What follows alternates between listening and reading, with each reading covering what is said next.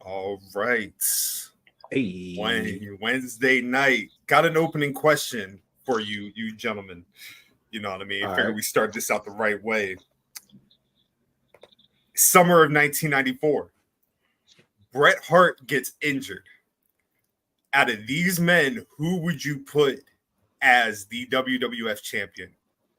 Razor Ramon, Diesel, The Undertaker, or the 1-2-3 Kid?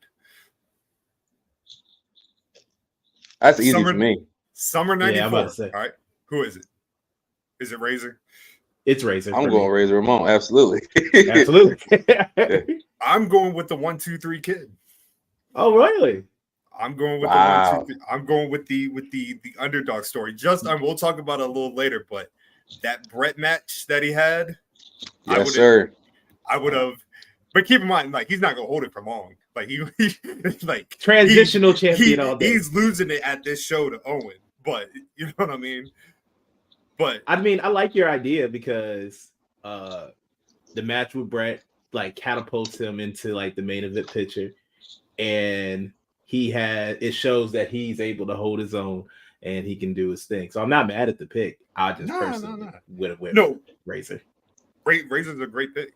I wanted to see Razor as champion for years. I was always mad that they gave Diesel a whole year run, and like he wasn't even over compared to Razor. You know what I'm saying? So I like at that time, at least when he got the push, so I never understood. Razor was the Intercontinental champion. I'm like, that would have made sense. Like a WWF champion. I feel when it comes to Razor that, like you said, oh, happy Wednesday to my brother. Happy Wednesday, brother. When it comes to Razor, like, I think people don't get like how big Razor Ramon was. So okay, yeah. So he was the most popular guy next to Bret and Taker in like 94, 95. Like, I don't think, you know what I'm saying, 95, I guess you could argue Diesel, but I don't know. I just always saw Razor Ramon. If you watch old shows back, it's a lot of Razor Ramon t-shirts. You know what I mean? Razor, a lot of people doing the toothpick, all that. I'm like, I watched the whole Summerslam 94, like behind Bret, and I think behind, like you said, behind Taker, Razor got the biggest pop. He may have gotten the biggest pop of the night for real behind Bret. Hey, if you go back to the King of the Ring when Anvil cost them the match, you hear how sad the crowd was. It was like, no. Look, everybody was sad that night, especially if you had to listen to Art Donovan. But let's go ahead and get started. The watch list. We are here.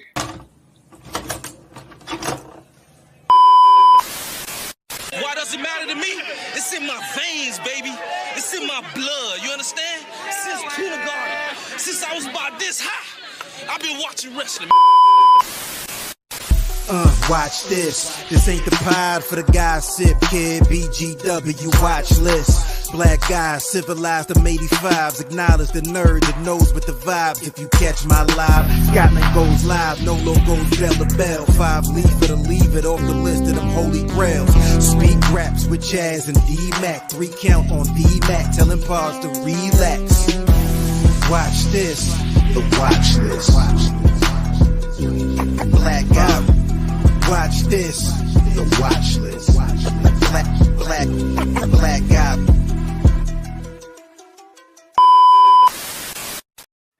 It is Wednesday night, and you already know this means the watch list brought to you by the Black Guy Wrestling Podcast.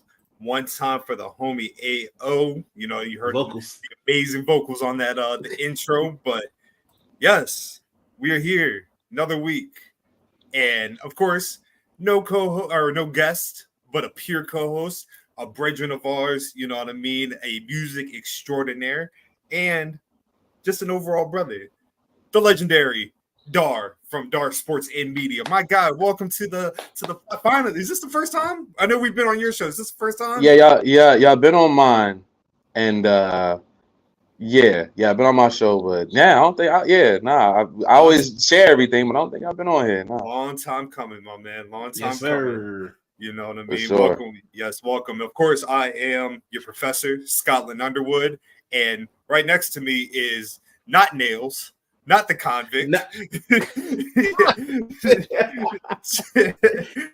Hey man, fresh out of court, baby. Fresh out of court. Yeah. Came out strictly looking like Pac in '94 too. I wish I had the Red Wings jersey. If I did, I would have wore it. But gentlemen, how are we doing tonight? How are we feeling on this beautiful Wednesday night?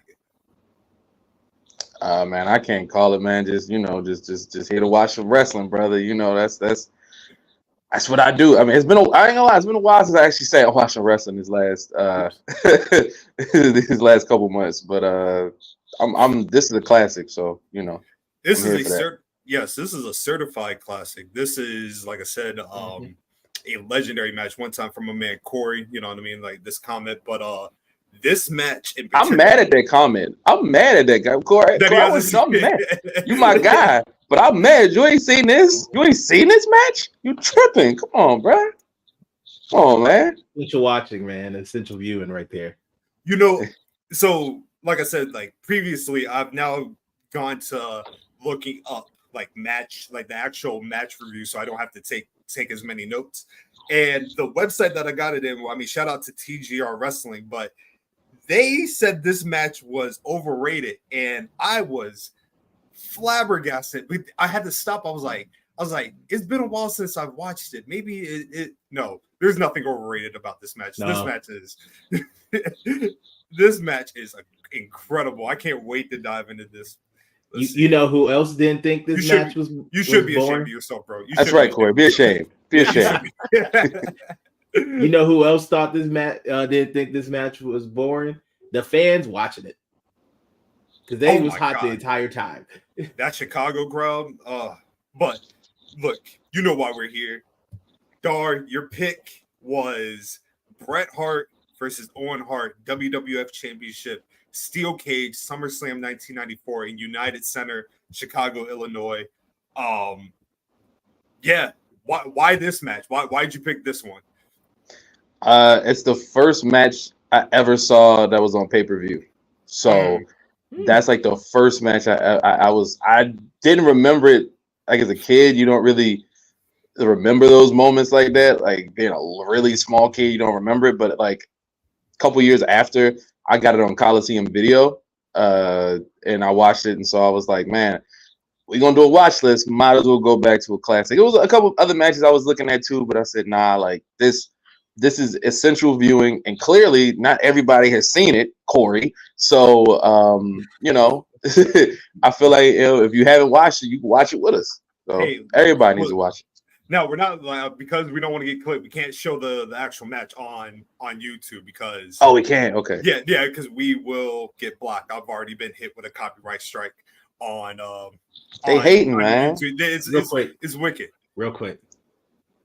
Yeah, they clipped us real quick. It's wicked. Corey, just one last thing for Corey, man. You are not allowed to watch Dynamite tonight. You are to watch this match as soon as we're done. Not even a question. Facts. That's a fact. Your other two picks were RVD and Jerry Lynn from Guilty as Charged 2001 and DDP versus Sting, the April 1999 match. Two classics. Yes. But I am happy that you went with this one because we have a lot of things we're going to dissect before we get to the actual match and breaking it down, especially like the history. Now, normally we'll start out with like where we all were at this particular time. I am assuming we were all children, correct? Yes. Very. Yeah. I would hope none of us was like grown or teenagers at this time. I was 6 years old. I was a clean four. Yeah. So let's switch the perspective. Let's look at it from where we are at today, because like I said, knowing a little bit of the knowledge and where wrestling was in 1994. Starting with DAR, 1994, arguably a very controversial year in terms of where pro wrestling was in North America. It, like I said, ECW was in the surface. It was bubbling up, but that wouldn't really blow up until like a year, two years later. So It was WWF, WCW. At this time, I think we were just a few months removed from Hulk Hogan joining WCW. So we're in the midst of WWF, the new generation. The new generation. What would you say? Oh, one love to Chaz, man. Chaz, D-Mac. Shout out to Chaz. But in your opinion, looking back on it, WWF 1994, how pivotal was that year? Probably in hindsight. I think it's probably the most important year of the new generation era. I think because when you get to 95 sucks.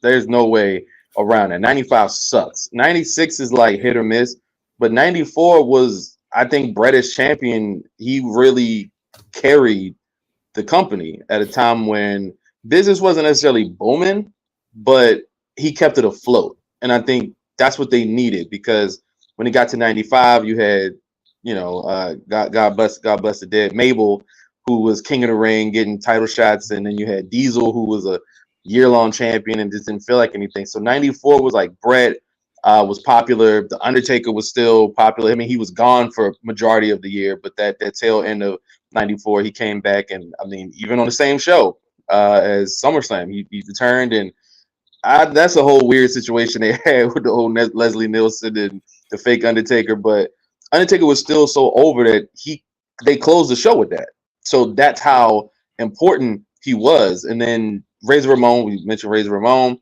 Shawn Michaels was coming into his own, kind of teetering that main event line. So 94 was like the year that all the pieces were set in place. And then you saw Diesel take off because of 94. Owen Hart became, 94 was Owen Hart's basically his coming out party as a top tier talent, because we had seen him before when he was doing the Blue Blazer stuff and he was doing the Coco Beware stuff. He had done other stuff before. 94 was when he really got to show. As soon as he turned on Bret, it was through the roof. And I think that's the most important thing about 94 when it comes to WWF is the stars were kind of made. You alluded to the 1, 2, 3 Kid earlier. That was around the time, he started to get more popular. He had already beat Razor Ramon like a while back, but he had fought Bret, and that kind of put him in a different light. So many, prospects and so much good talent that we now know as super legends, but they weren't legends at that time. But 94 is where they took off. Nolo, when you look at from the other side, like WCW had just got Hulk Hogan, you know what I mean? And I know we separate our biases on this on the watch list, but Hogan going over to WCW clearly was a big blow to WWF, right? So do you think, and keep in mind, this show took place in August, just 2 months prior, McMahon had got acquitted from the steroid trial. So we're in this weird shift. Hold on, let's see. False alarm. It was Bret and Diesel. Oh, so he's not a failure. Okay. He's not a failure. February 1996 one. That's what we're talking about. That's the one. Yeah. Okay. Hey, watch that too. Yeah. What are you doing? What are you doing, Corey? Come on, man. But yeah, no, I like how he tried to save face, and then he tried like, nah, bro. Yeah, like, how dare you? But for Nolo, like I said, that was a 1994, especially the summer of 94, was a pivotal time for WCW, because with Hogan, they're now seen as legit competition to the aesthetic that WWF, like it was always WWF felt like number one. WCW signed in Hulk Hogan, and then later on in the year, Randy Savage, they started to feel like a big deal. So in your opinion, like how pivotal, like Dar was explaining, how pivotal was it for them to build new stars? And before you answer, we had just brought this up on the pod page about how many potential stars have gotten lost in the shuffle just because Vince didn't see them a certain way. Wasn't as prevalent back in the early 90s, late 90s, but obviously, like Dar alluded to, this was a pivotal year. So in your opinion, how big of a loss was it for WWF to lose Hogan, but at the same time realize like it is time to build new stars? I mean, you've been rocking, WWE was rocking with Hogan for the longest. So obviously it's gonna be one of like the biggest blows ever, losing them to the competition that is bubbling up the WCW. Like I know I didn't know what anything that was going on. I knew there was different companies, but I didn't know, like, I was 6 years old. I didn't know what exactly was going on. I just knew that that one of my favorite wrestlers was on a different show, a different channel now. So so now I was gonna go watch this. And the WCW continuing to build momentum by picking up these established superstars that WWE had been depending on for what, a decade. So it just put WCW like in a driver's seat to go up there and actually compete and be looked at as more than a little brother and actually looked at as competition. But I will say the WWE did, well, WWF, whatever, but the WWE was doing their thing with trying to establish new stars, like Adar alluded to. Like Bret being the champion during this time, to me, was A1. Like that's the way that you should. That was a perfect person to have during this feud that we talking about right now. Personally, one of my favorite feuds of that time. You had an entire family being broken apart through everything that was going on, so that got your eyes and captivated you the entire time. You had the Undertaker, who was there and not there, but as you can see, as you also alluded to, he comes back at the end of this show. And he's another one that they would later depend on even more. So I just think that they did a great job with trying to establish new people, even though we know that later on they started losing a couple more to WCW along the way. But man, they worked it out. So that's a perfect segue to the participants of this match and talking about new stars. In 1994, like you said, I don't think anybody anticipated the breakout year that Owen Hart was going to have.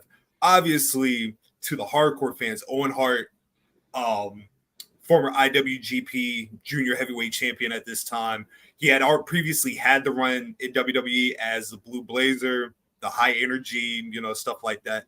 For those that know, this feud between Bret and Owen was originally supposed to be Bret Hart and Bruce Hart, which is fucking comical to think about. Hilarious. It's been just comical in hindsight. I think even Bret, like, if you read Bret Hart's book, he was like, yeah, no, I'm not doing this for Bruce. You should probably just give it to Owen, right? But, and keep in mind, just to put on pause real quick, there's a lot of clips that I wish I could have added to this because we are going to be changing up the format sometime in the next couple weeks. But a lot of the clips that I wanted to implement in this, I couldn't because they're not found. I looked on YouTube, Daily Motion. They're real hard clips to find. I guess they're really cracking down on 1994, but it's all good. How dare you try to make their show great? But what we're going to do is we're going to paint the picture, right? Obviously, January 1994, the big turn happens. Owen turns on Bret Hart, which leads to the opening match, WrestleMania 10, Bret Hart, Owen Hart. And I consider that match to be a masterclass in building a star because the match wasn't about Bret. It literally was a showcase for Owen Hart. So back to DAR, Owen Hart at this time, like, he was wrestling with like a chip on, like, not a chip, but he wrestled like he had something to prove. You know what I mean? Like, there's that whole argument about whether or not who's the better wrestler between Bret Hart and Owen Hart.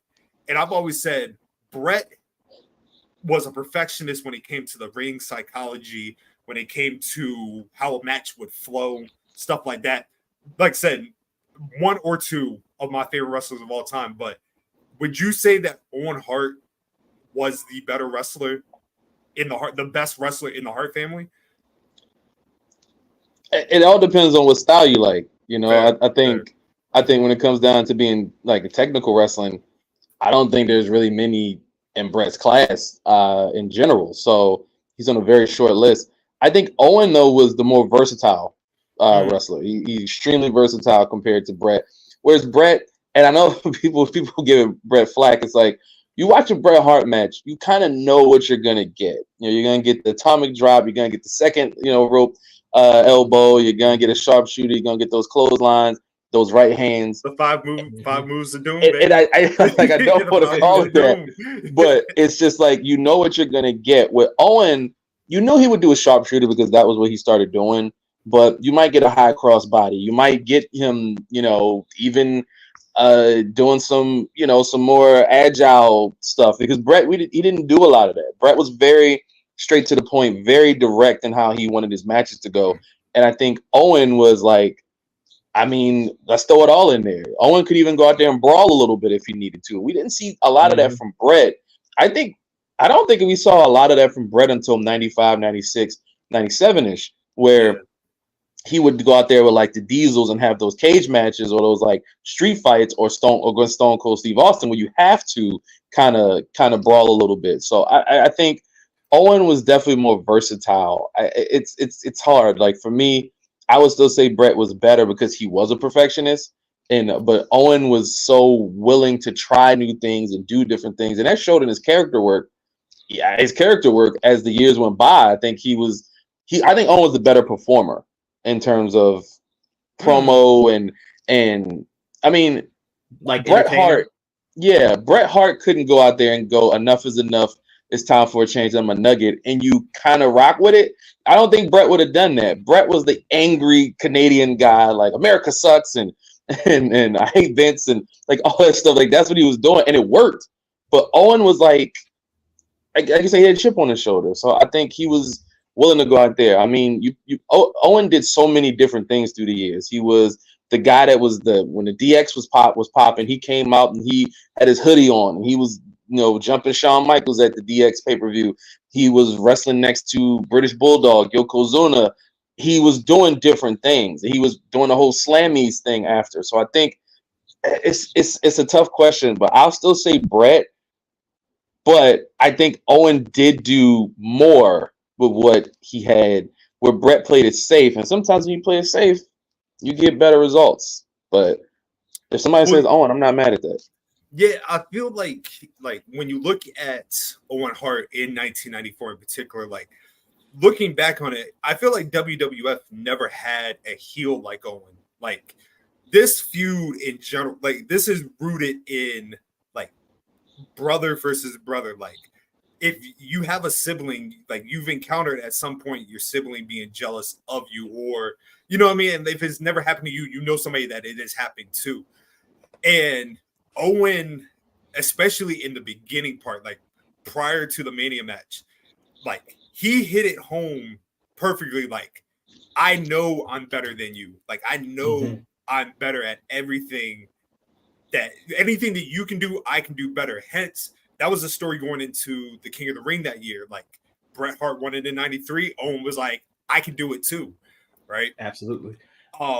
Nolo, can I give a quick shout out real quick? Because please, doing an IG. Shout out to Stephanie Hardy for out here supporting. Stephanie Hardy, one time for the legend. Yes, thank you. Absolutely. Thank you for tapping in. Nolo, do you think when it comes to like the presentation of Owen Hart, and like I said, being that this was originally for another Hart brother, still hilarious.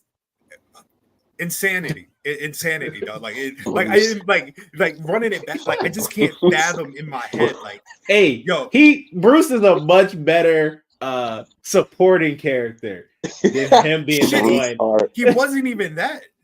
I didn't mind him as a supporting character. Him always arguing with Anvil.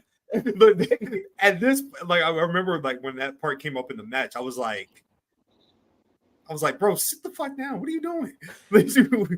But going back, like, if this feud had been Bruce Hart, what do you think the feud would have been? Like, do you think it would have had the impact that Bret and Owen had? No. And that shit would have been Bret versus Jean Pierre. It'd have been like that feud. That'd have been like that.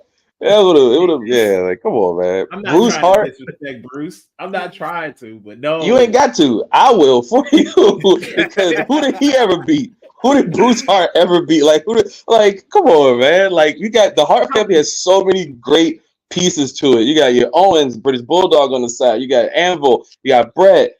You got Stu Hart. It was a legend, the Dungeon. Bruce Hart.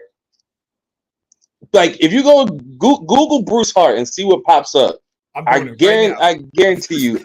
There's nothing.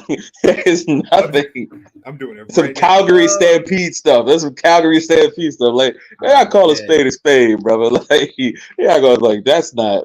That would have been dirt. That's dirt. That's dirt. Imagine them trying to do this match with Bruce. You know what's funny? Because we talk about this match, right? This is actually one of the, to me, it's the greatest brother versus brother story that's ever taken place in professional wrestling to me personally. And so you would take so much away from the story because it starts with Owen turning on Bret. Then they have in my opinion, the greatest opening match in WrestleMania history, arguably top 2, 3, however you want to cut it. And then you go from Owen beating his brother, outsmarting his brother, then doing what he does. Nobody cared about Bruce Hart. At least we knew Owen from like years past. At least it was like it felt. At least Owen could wrestle. Can Bruce Hart what can Bruce Hart do? I don't. As a studier, I love watching Stampede wrestling from like the late 70s because I actually think it's probably some of the most influential wrestling that you could probably like. If you go back and watch Stampede wrestling, like the matches Bret Hart was having Dynamite Kid. They had the first ladder match with Junkyard Dog and Jake Roberts. I saw a couple of Bruce Hart's matches. Yeah, no, absolutely not. Like, that shit was terrible. I was thinking you were going somewhere with that. Like, hey, I saw Bruce Hart. He could go. No, I thought he was about to like big up Bruce Hart a little bit. Like, like, I'm like, oh look, we're not all gonna pile on Bruce. Someone's here to protect him. Bruce Hart is the clear example of nepotism in this industry because he's the Antetokounmpo brother, bro. He's the Nassus. Even the Nassus got a bucket. Even the Nassus got a bucket. Bruce Hart is the other brother, the brother that's like in the G League. I get no minutes. That's I don't even know his name, bro. I definitely don't know his name. So. But like, but the thing with like I said, like with Owen, like you were kind of saying, is like Owen just had an ability, like the whiny little brother of like. I think the closest I ever saw somebody get to that type of energy when it came to like a sibling rivalry, which wasn't, they're not real siblings, but was Christian when they were feuding with Edge, like that 2001. You know what I mean? Just real whiny, like. Just want to see them shut up, but Owen was just so like Owen just had it. Like he had the ability to just make you want to hate him, right? And because Bret was so loved, it was just like it was a perfect match. Now, the flip of the coin to this, and I'm glad we do this style of show because I do think there's such a thing in pro wrestling where a particular year for a wrestler can define who they are for their entire career. I think 1994 Bret Hart is easily one of the, like, mind you, he's one of the greatest of all time, but 1994 Bret Hart, he was on a different level the entire year. Like, it felt, once again, like I was alluding to, he had something to prove. Going back, like Vince took the title off him, WrestleMania 9. We all know the story. He gave it to Hogan. You know what I mean? Like, he's doing the feud with Lawler, everything like that. But it's like he got the title at WrestleMania 10, and Bret was like, I'm going to show you what exactly I do, right? We're talking, like I said, the 1, 2, 3 kid match. We're talking a classic match, if you've never seen it, with Randy Savage over in Japan.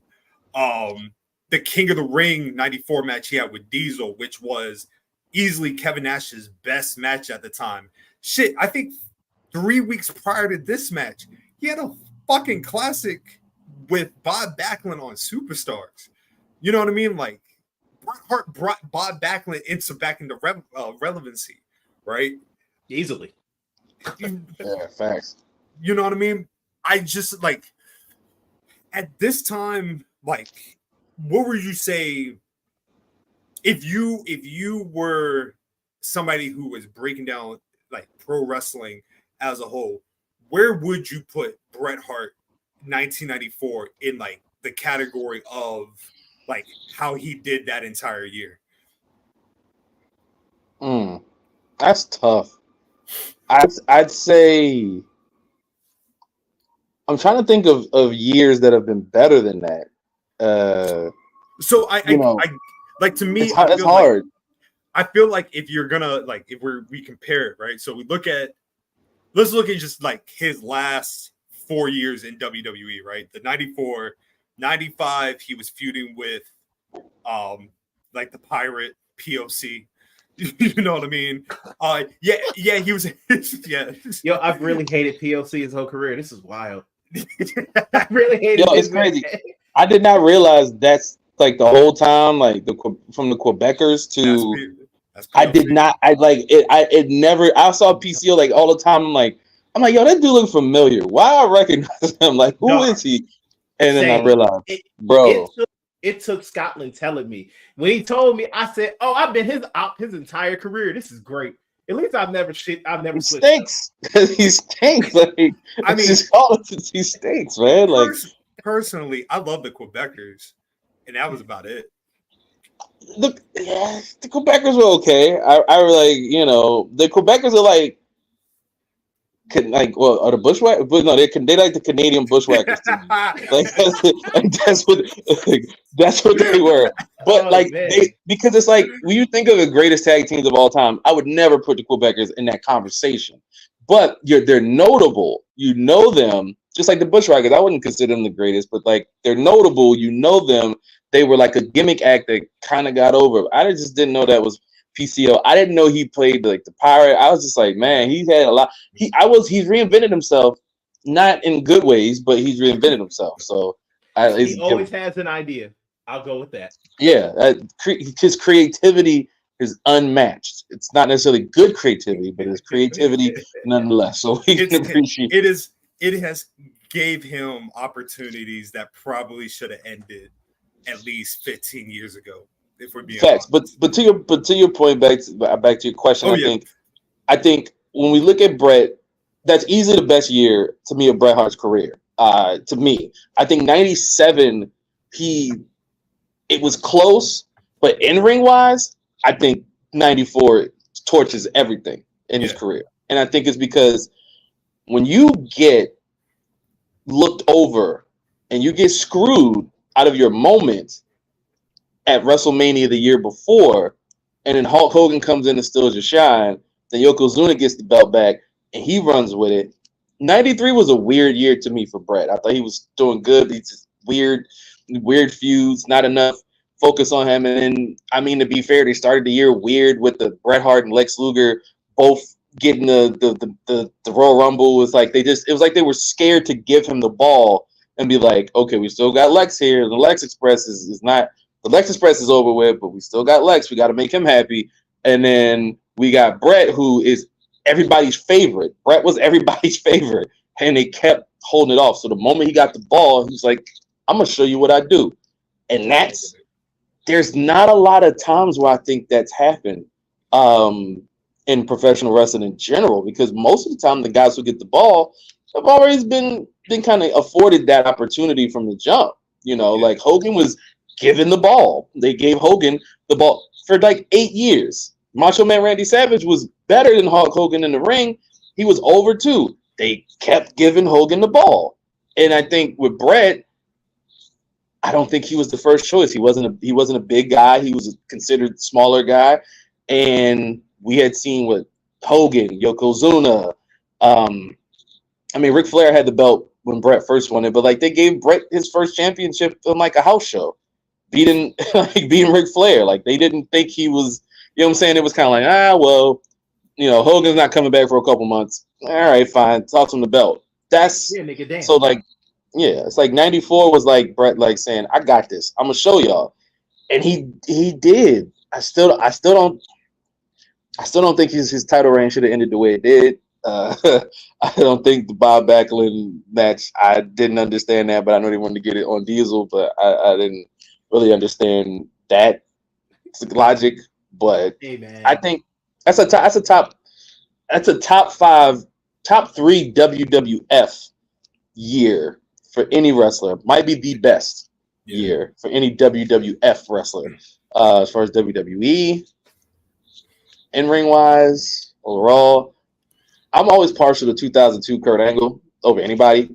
I think 2002 Kurt Angle is the greatest wrestler. I've never been more entertained match wise than any year in wrestling history than Kurt Angle in 2002. I watched SmackDown religiously just to see this man wrestle, and I was like, almost a teenager then.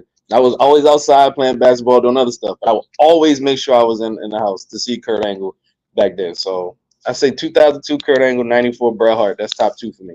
So I'm gonna say top 2. Hey, I just want to go back to that when he lost the belt to Bob Backlund. So when I was a child, I had got this Survivor Series tape from Blockbuster. I thought it was like an actual Survivor Series, but I actually got the Best of Survivor Series. So it just went through like a whole bunch of stuff. So when I got it, and it got to like Bob versus Bret, they did an amazing job of making that match seem like the most heartbreaking, most craziest, most saddest moment ever of like of Owen being in Bob's corner and him just having in the chicken wing. Owen Hart selling it to Helen Hart, probably an Academy Award winning performance. Like, yes, he sold that shit to perfection. Like, yeah, like they had like the classical music over when Bob had him in the chicken wing, and you just see Owen talking to his mom, and I was just like, oh, this is I think it was like 8 or 9 when I got it, and I was like, this is some of the best production ever. Hey, he had him in that chicken wing for at least 20 minutes.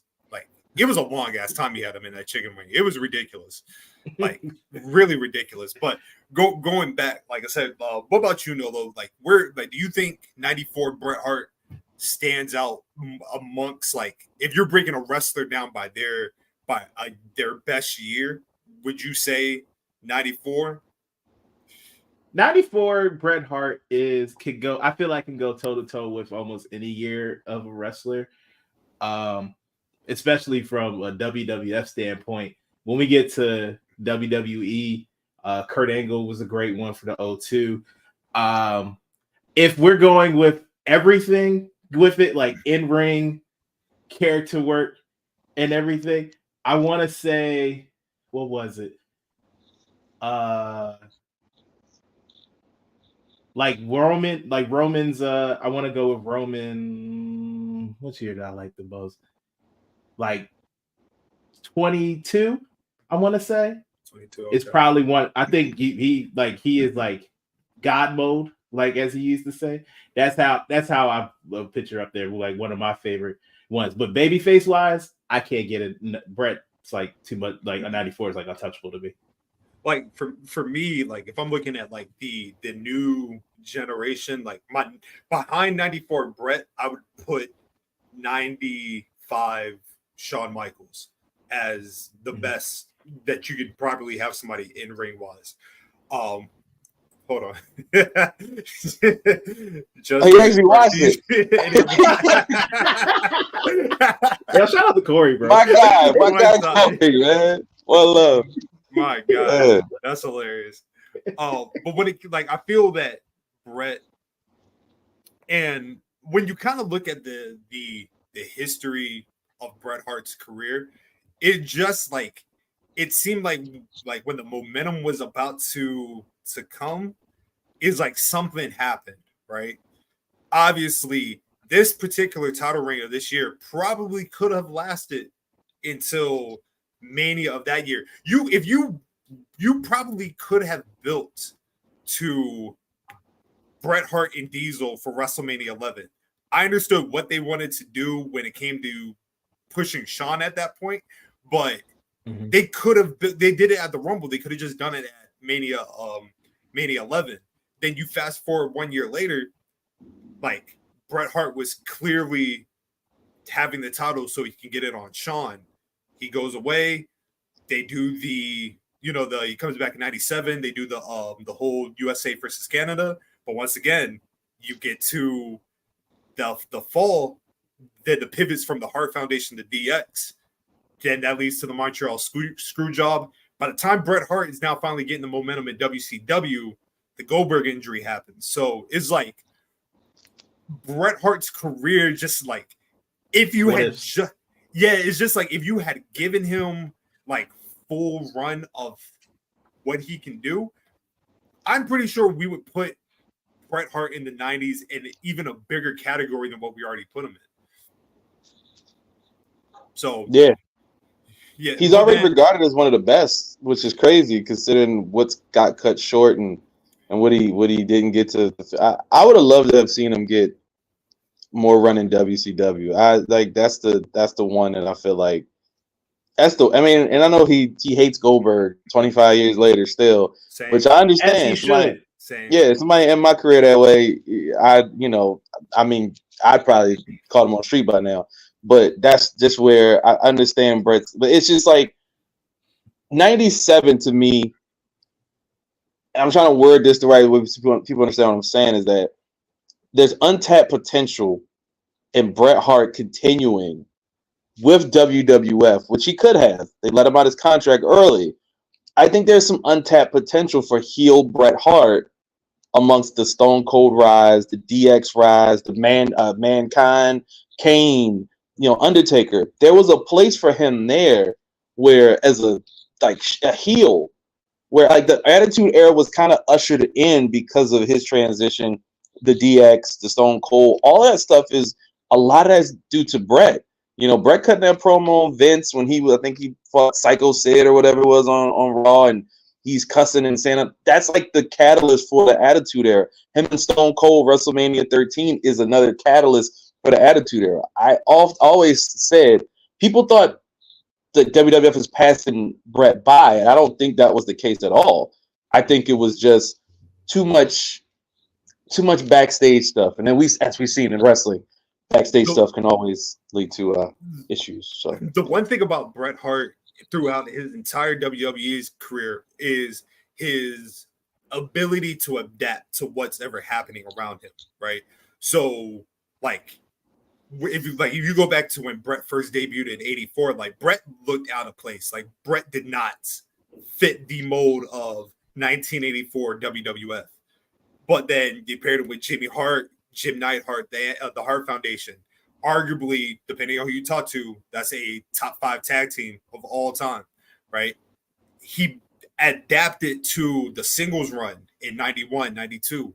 You know what I mean? So by the time we're here at 94, it makes you wonder, like, if WWF was thriving business-wise, like, Bret Hart would probably be put in positions to where, like, he probably would have been on the talk shows of that time. He was, I think, at going forward, like, he was the only wrestler to have a spot on the Simpsons show.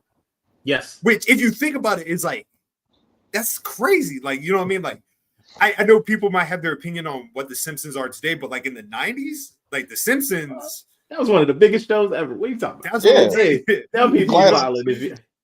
Yeah, man. First like 8 seasons of The Simpsons is some of the best television ever. And one thing we got to factor in is like Bret knew how to make somebody a star, right?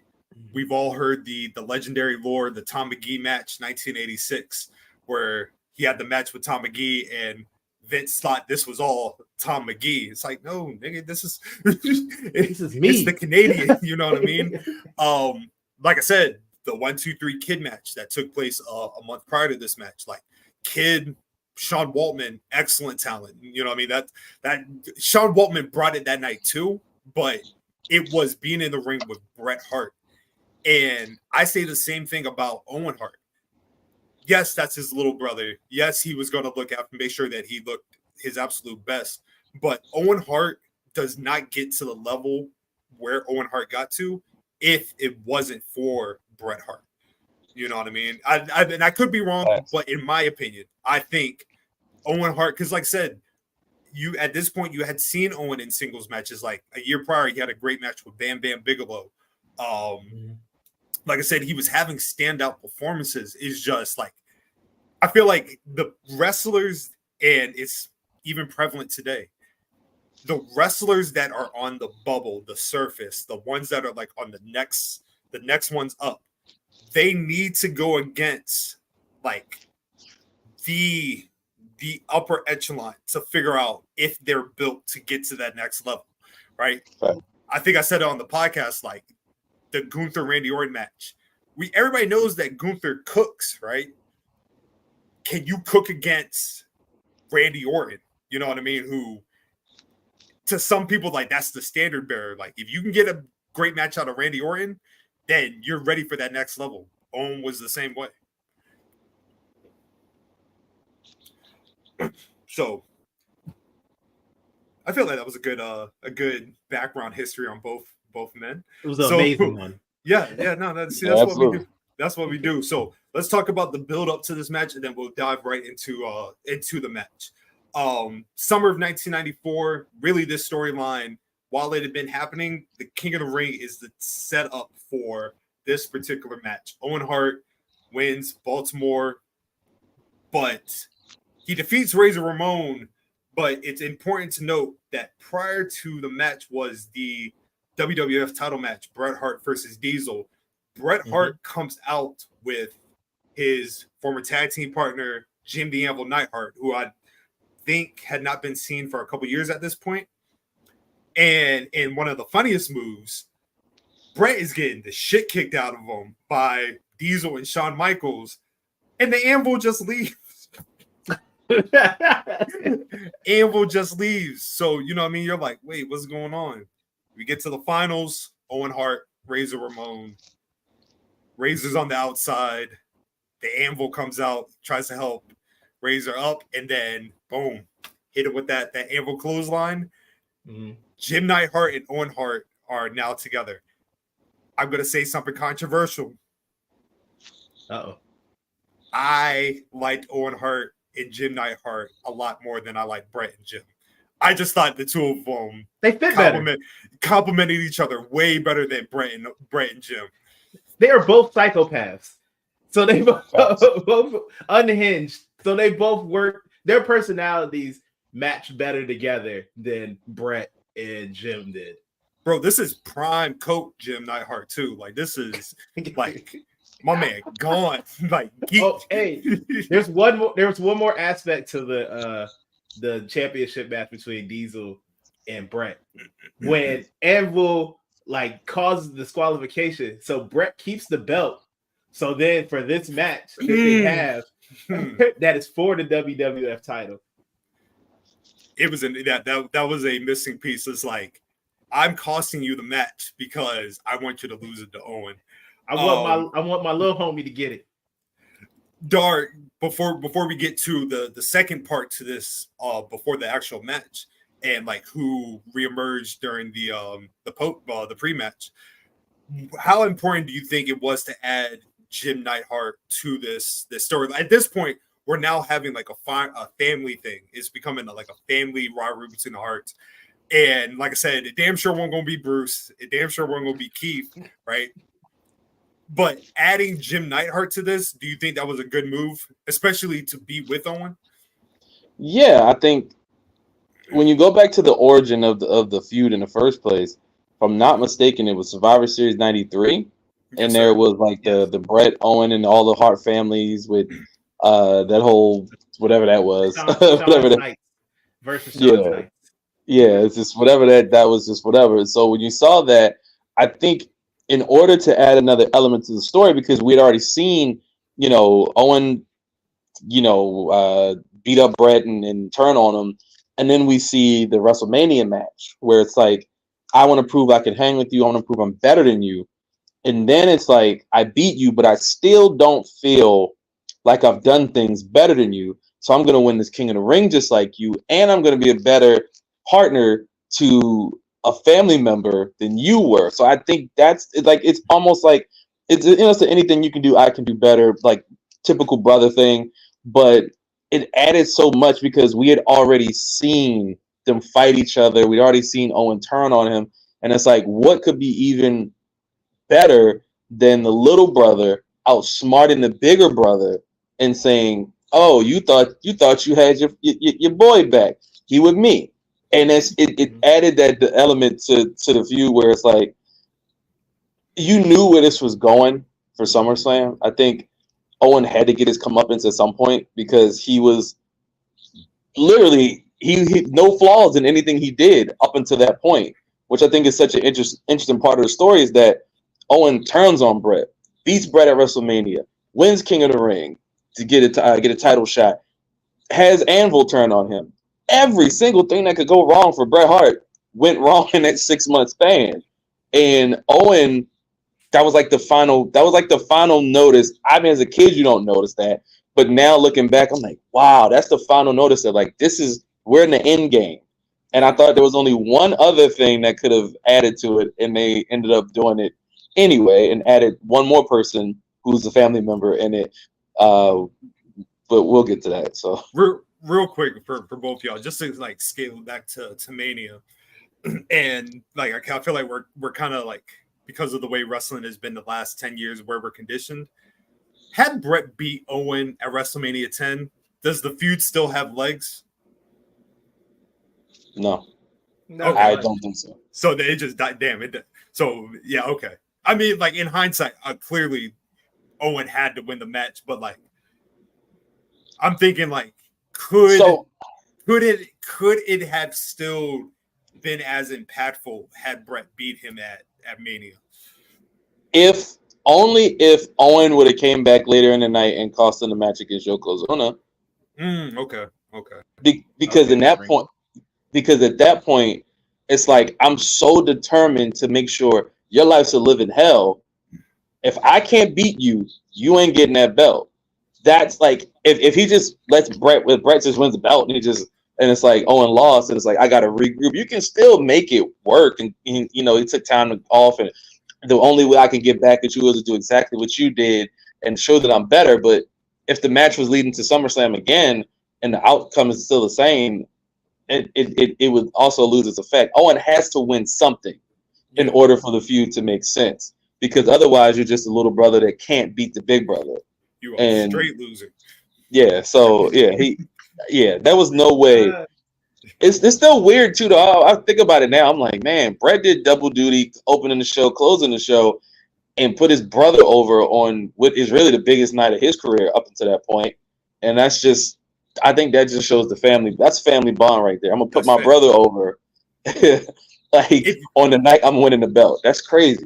I genuinely feel like Bret hated all his brothers but Owen. As he should. I mean, as he should. Like, yeah. Like Bruce, get the fuck out of my face. Like, where's my baby brother at? You know what I'm saying? What's the other brother's name? the other one, he ain't dap up at the beginning of this match. Oh, that was I think it was Smith Hart. Yeah. Smith Hart. He had his head. He put the glasses on the baby, but then his brother tried to give him like some dap, and Bret was like, I don't give a fuck. Let's go. But like I said, when we get to, and keep in mind, there's an excellent King's Court segment prior to this match where like Bret Hart got jumped by everybody. He got jumped by Owen. I think he got jumped by Neidhart, Diesel, Lawler. Like they stomped the shit out of him. Bret had no friends. Like nobody liked Bret. Nobody liked Bret Hart. It's lonely being the babyface sometimes, man. You ain't got no homies. He got no love. But he eventually gets some help. Like I said, we get to SummerSlam. The whole crew's there. You got Stu and Helen, you know what I mean? Can I point before, no disrespect to the legend, but one thing that always used to get on my nerves about Helen Hart is like she was always like smiling and like me being the grapmon I am, I'm like, be fucking serious. Like, we're in warfare right now. Your children are beefing. Why are you smiling for? Like, don't be proud. Like, what are you doing? Stu was locked in. Stu was locked in. I don't think I've ever seen Stu Hart smile, like ever. Like Never. I don't think there's a picture that exists, even with the family pictures. He looked mad. So like, there's just like that's it. Go ahead and stretch him, break his bones. But like I said, they're showing the family right there. Yeah, thank you.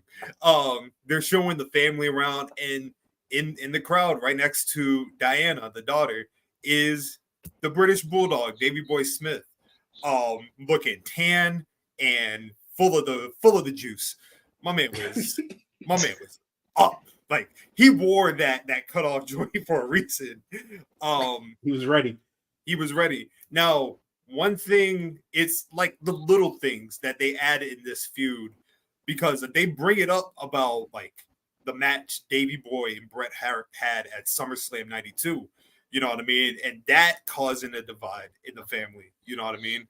And it's little things, but like Davey is such a true baby face. He's like, Bret Hart all day. I'm here to. If you want to also see top tier dick riding, look no further than Jim Neidhart. Jim Neidhart was bigging up Owen Hart. Like, you thought like that Owen Hart is the man because of Jim Neidhart. Hey, bro, everyone needs a Jim Neidhart in their corner. That's what you need. It's important, man. He was rocking hard for Owen, man. But now adding Davey Boy, like I said, showing Davey Boy, how important was that to also the structure of this feud?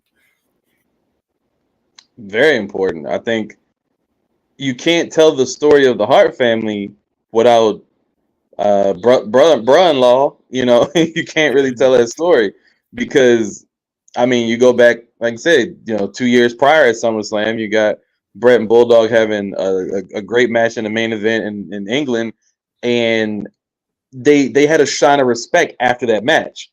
And I think right then and there is like Bret didn't have anybody he could turn to, so naturally, the only person in the family who hadn't seemingly, I mean, outside of Bruce and Smith Hart, obviously, that nobody cares about, but like everybody in the family had turned on him. Baby brother turned on him. Stepbrother Neidhart turned on him. Whatever. Like there's all these different elements of. There's no family loyalty, so naturally you got to go to the in-laws to be like, hey, these niggas whoop my ass. You gonna do something? Like, you had to call a nigga that was fired. Like, hey man, I got these comp tickets for you. Yeah, I need you to pull up real quick. Yo, I need you just in case. Just in case. But like I said, the story of this match is like the family on the outside, but clearly to keep it in the ring, the big blue, the cage in the building. Were you a fan of that cage? The blue bars? Yeah, but the cages now are so much better because it actually looks like a cage. That shit didn't really look like a cage. Like it was like a jungle gym type shit, some shit you would see at Discovery Zone or something like that going up. Like that's that's what it looked like to me, because it's like when you're talking about a cage, like I look at like a cage as like a fence. And growing up, you see fences, you climb fences, whatever looks like fences. So I liked it because it was different. But I mean, you go back in wrestling prior to that, they have regular cages. Still cage matches were still cage matches. And I don't know if it went with the change in the 80s that they wanted to do when Hogan was on top, but WWF, when it was WWF, would do regular cage matches. So when they did them, and then obviously NWA did cage matches. So I liked it as a kid, but now looking back, I'm like, shit was dumb. To me, like, it was just kind of dumb. Like big ass blue,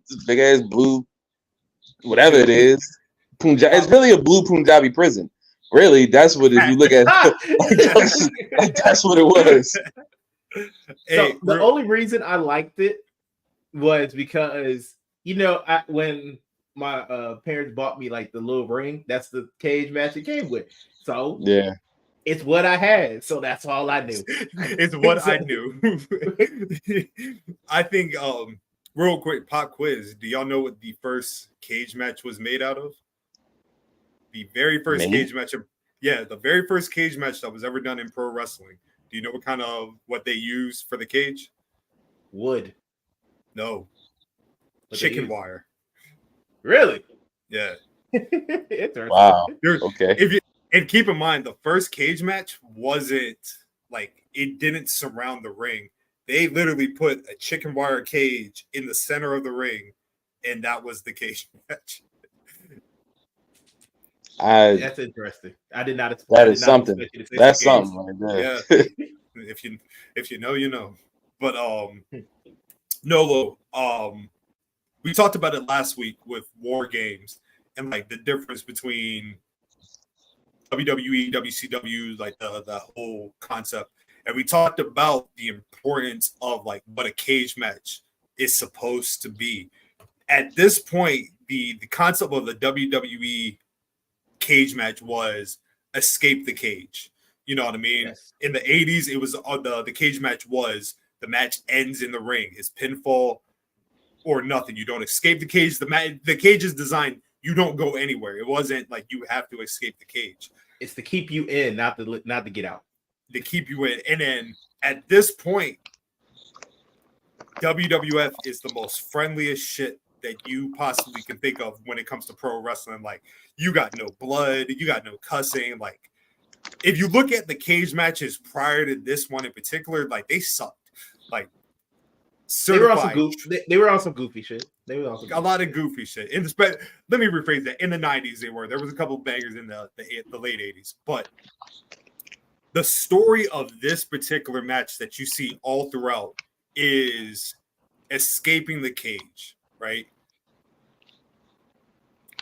In a different time, I know Bret and Owen probably would have done a different style match, but in your opinion, do you think this opened the door of what you could do in this style of cage match? Because, like I said, a lot of times your cage matches are designed to be brutality. This was just more of like, I want to leave the cage, but I got to render you to a point where you can't go any further. So do you think that they had to do this to separate themselves from other cage matches? I think they looked at it as a way to, just to stand out. Because, like, as we'll get into the match, like, they literally tried to escape the ring like over 20 times. And I will say, I don't have a problem with that, because if one of the ways to win the match is to escape the cage, then realistically, I'm gonna try to beat you up and then walk out this joint and get out. That's the easiest way to win. It's just to render you unconscious or unable to do anything, incapacitate, and then I'm gonna get out this ring and I'm gonna keep this belt. That's mine, or win it, or whatever. So I didn't really have a problem with it. A lot of people did. They called it a very boring affair, which I don't understand how you could think it was boring, even just watching it. The crowd is a big part of the match, of like how hyped they are. So why, I don't know how, for that, just for off that simple fact, like how crazy hot the crowd was, that you can't even like lose yourself in the match, even with the story that they're telling. Dar, let's say you have the booking hat, the booking key. How would you book your cage match? Like, would you add the stipulation like escape only, or like do you feel a cage match needs to be settled in ring? Or does it even matter? It's tough because I don't really think it matters. I think it depends on the feud. You know what I mean? Like some feuds you want them to be locked in a cage. The only way out is through escaping. So I don't mind the pinfall inside the cage. I think it's fine, but I'd really like the concept. I think it did make it more exciting when you got to escape through the cage, because it's like when you climb in that cage and your opponent gets up, catches your leg just in the nick of time. You do something crazy off the top of the cage, or you hit them with backdrop off the cage. It just adds to that momentum of the match. So I think I would probably book majority of the match, especially if it's like a blood feud or like a real heavy feud, where the only way to win is to escape. I think that makes it more of a grudge match feel with the cage match. So I would probably do that, but I think that's why I think they did Hell in a Cell, right? I think that's why they added Hell in a Cell. Like, you wanted to have pinfalls and win that way inside of a cage, and it's you're locked inside of there and you can't get out. Whereas the cage you can climb out and get out of, and I think I would probably go with escaping the cage, just because it just made those matches. It made this match to me a lot more fun, because if it ended in the ring with a sharpshooter, I'd probably. It doesn't hit the same, right? Yeah. It don't hit the same, especially considering all that Bret has to do, Owen has to do to try to get out, and then you got Anvil out there, you got the family surrounding, like all of that stuff adds to the lore of the match itself. And a pinfall just like plus nobody can, if you hit somebody, I would say like your finishing move and you go for a 3 count. Smith Hart, Bruce Hart, and nobody else can't get in the ring before they count to 3. You can't, what I'm saying? Not Anvil's damn sure not getting into the ring and get to that cage before the count of 3. I don't know. He's on that coke, bro.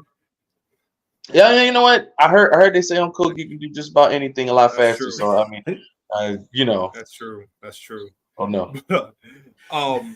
But let's get to the match. You know what I mean? Obviously, this match was 30 minutes long. I watched this earlier today. I was in the midst of work, stopped working because I was so invested in it. It literally has been, it feels like 10 years since I've watched this match.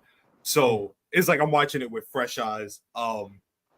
But starting out, like I said, the crowd is going absolutely crazy. Owen, he jumps Bret right from the get-go.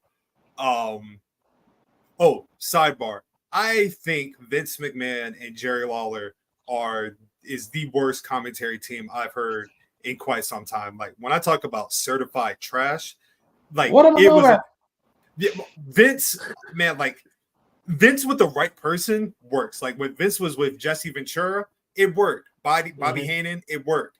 Jerry Lawler, both of them trash, sucked. You know what I mean? I will give Jerry Lawler this credit though, and that will be the last time I ever do that. Because Jerry Lawler hated Bret Hart, on commentator worked. Yeah. Yes. Because sometimes you need hating all around when it comes to Bret Hart. You need hating in the ring. You need hating on the mic. Yo, when he was hating on Helen, loved it. He's like, yo, she's enjoying this too much. She's enjoying this too much. She's rooting for Bret. Obviously, my favorite question, especially when we're breaking down the beginning of the match, is like how a match starts. Because the start of the match is how the tempo starts. Owen going straight for Bret as soon as he gets in the cage. Do you feel like that's how like real blood feud should be implemented? Like right off the get-go, why are we waiting till the ref rings the bell? Like, I'm beating your ass like on sight, right? Would you agree?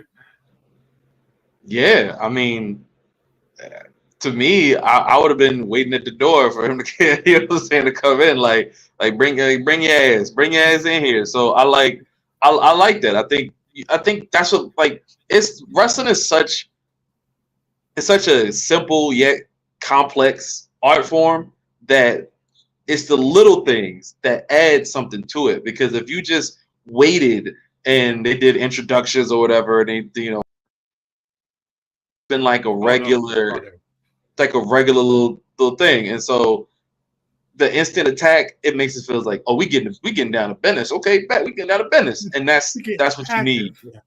Yeah. One thing that I might have changed about this match, that I think I would have liked a little more, is like right before Bret is able to give away the glasses, that's when Owen gets him.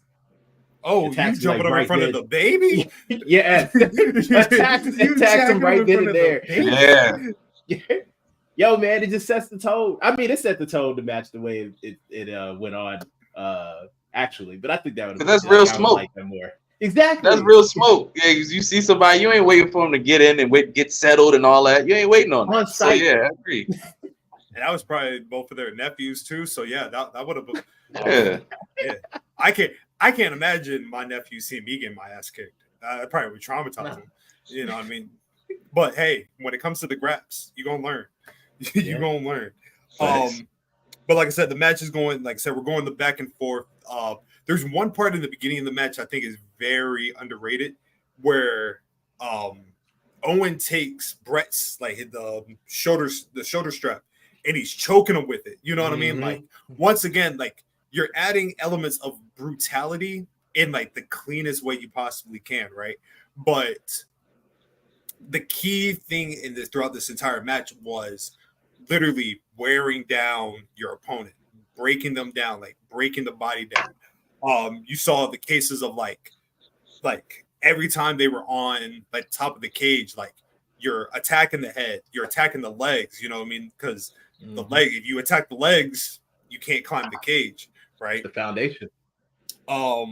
Let's see.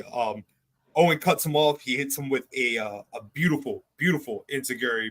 One thing Owen Hart is incredible with is a spinning heel kick and an enziguri. Top notch. Did you have a problem with the amount of times, especially in the very beginning, that they went for the escape, or does that set a precedent of how like it's the urgency to get out of the cage, but realizing like you can't get out of the cage just by hitting a few moves? I don't think there's anything wrong with that personally. Like I think it's fine because we want to win the match. I do see if somebody said, yo, like if y'all hate each other so much, y'all want to beat each other down first before escaping. So I can see that. But I mean, it's a match, right? It's a wrestling match. Your goal is to win and keep your championship or win the championship. So I get it. But I could see somebody saying, man, they keep trying to escape instead of beating each other down. But then again, I could also see it like they trying to escape so they can win the match, and then they gonna whoop each other's ass more after the match because that's really what happened anyway. So you know what I'm saying? So do you think and like we had already brought it up, but like the crowd participation in this match, I feel like adds to this match. Like I feel like it gives it another rating. Had this match been, shout out to them because like I said, they brought the noise, but like had they not been as active, once again, like how important is a crowd to like the overall structure of a match? Because you can have a quote unquote 5-star match, but if the crowd's quiet, was it really a good match? I don't think you can have a 5-star match without the crowd being invested.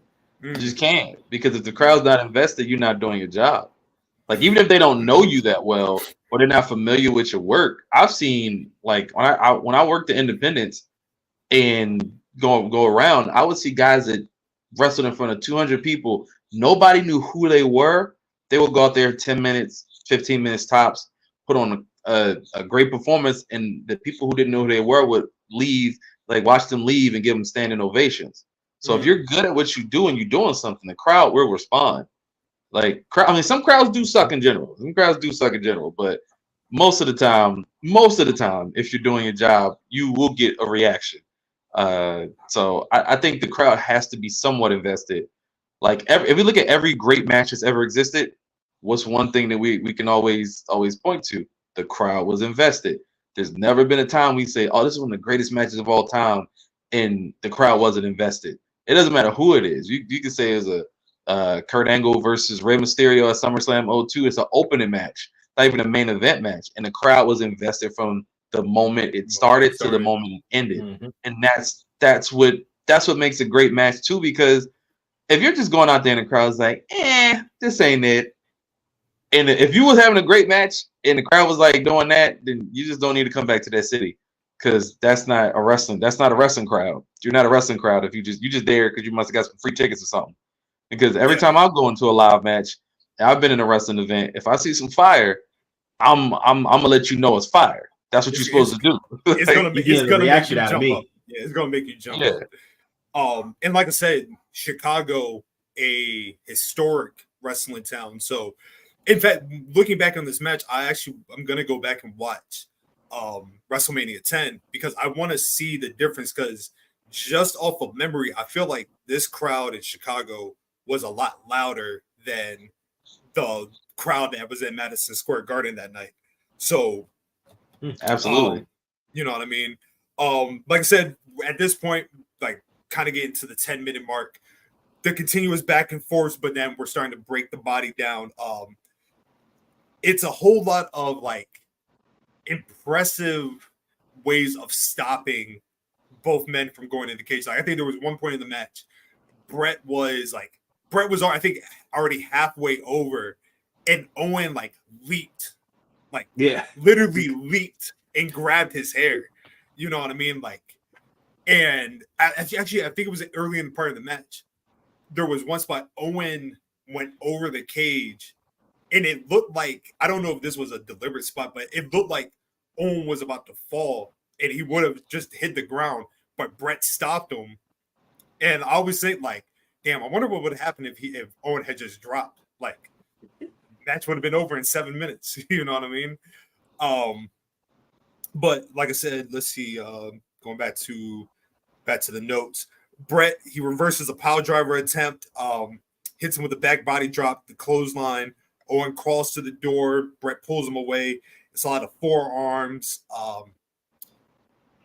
If you were in a cage match and it was this type of rule, are you going out of the door or are you climbing over the cage?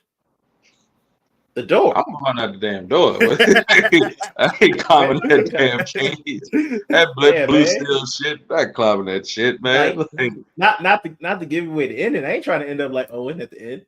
Oh man, were you locked up? Yeah, I ain't trying to. Yeah, I feel like it's more bragging rights if you climb over the cage than go through the door, but I'm very much in the let's work smarter, not harder. Not harder. Thanks. You know what I mean? I probably would be screaming at the ref. I'm like, yo, just keep the door open. What are you doing? Like, I got to make moves. You know what I mean? Like, there was that point in the match where like they're both continuously going for the door. They're pulling each other. But like every time like they get close, like the door's already closed. I'm like, yo, I'm close in proximity. Just keep the door open. What are we doing? The ref just hating. Mike Chioda, that was the ref. Mike Chioda was the ref. Yeah. Top tier hating, man. But yeah, Bret, he pulls Owen back in, slingshots